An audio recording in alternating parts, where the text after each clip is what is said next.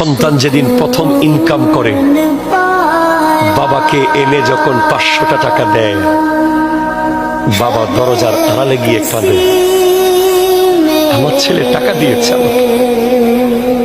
আজকে কত লক্ষ লক্ষ টাকা কামাচ্ছে একটা পাঞ্জাবি কিনে দেওয়ার জন্য বাপটা যাদের পৃথিবীতে নাই।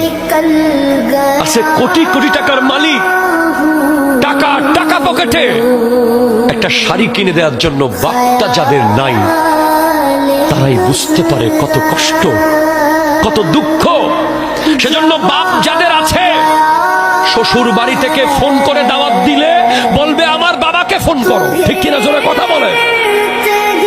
মসজিদে টাকা দিলে বাবার হাত দিয়ে দাও, মাহফিলে টাকা দিলে বাবার হাত দিয়ে দাও, গরিব দুঃখীকে সাহায্য করলে বাবার হাত দিয়ে করো।